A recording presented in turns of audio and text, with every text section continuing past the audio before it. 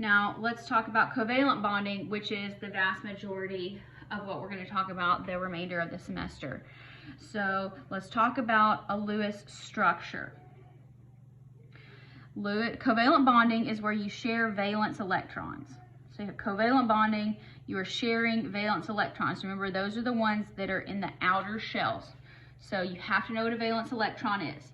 Now, we are going to define these as you are going to have bonding pairs and you are going to have lone pairs. So, bonding pairs are shared between the atoms. So they're going to be located between the two symbols, between the two atoms.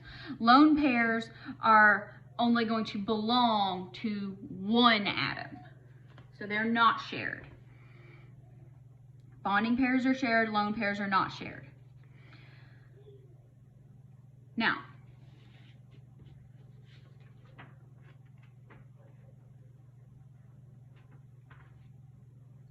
right now we're just kind of talking about these. We're going to get into how to draw them, which again, I think the book should teach you how to draw these earlier, but I will teach you how to do that.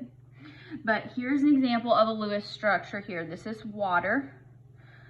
So here, hydrogen and oxygen are sharing these two electrons. So notice they're located between them. These belong to both of them. They don't belong to either one of them individually. They belong to both of them. Same thing with this one. So see how it's between? Now these that are just on the oxygen, those are lone pairs. So they're only on oxygen. These are not shared with hydrogen at all. Now, here we're talking about terminology.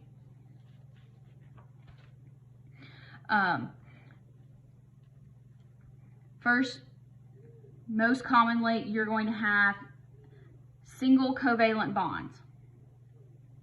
Single bonds are where the two atoms, so here, you're talking about hydrogen and oxygen, they share two electrons, meaning one pair. So that's going to give each atom an octet, or if you have a hydrogen, it's going to give it the duet. So everybody's going to be happy, because remember, everybody wants to be a cool kid. That's the whole point of covalent bonding or forming an ion, is everybody wants to be a cool kid. Now, you can also have a double covalent bond, and that is where two atoms share two pairs. Two pairs, that would be 4 electrons.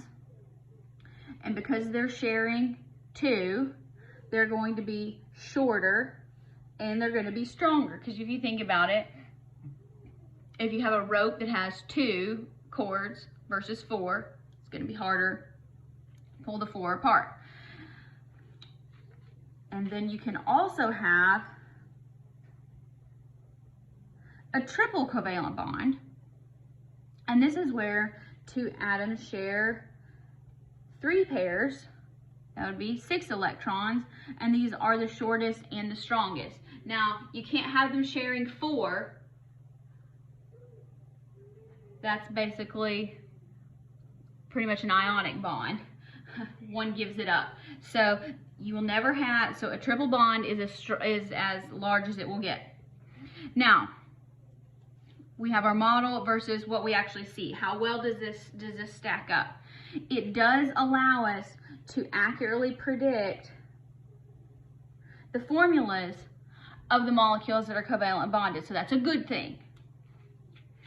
And it also predicts accurately that when we have these covalently bonded compounds in solution, they're going to be in solution as individual molecules versus ions, and so they will not conduct electricity.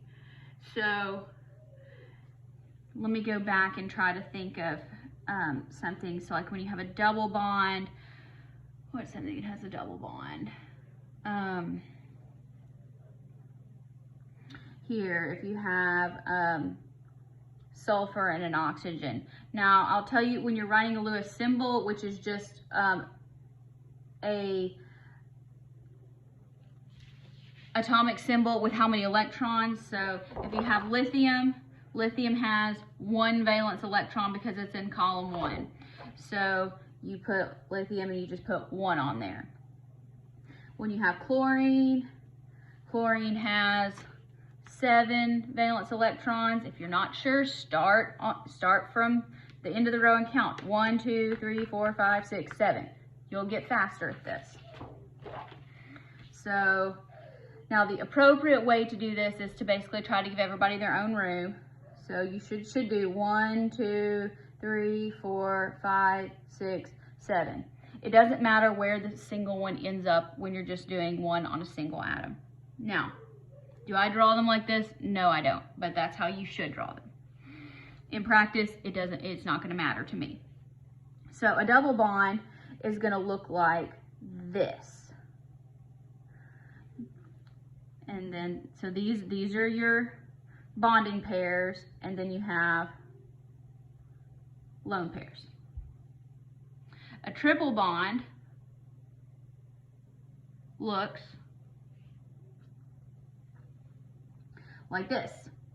So you have 3 pairs, and they're all in the middle, so that means they're shared, and then each one of these has a lone pair.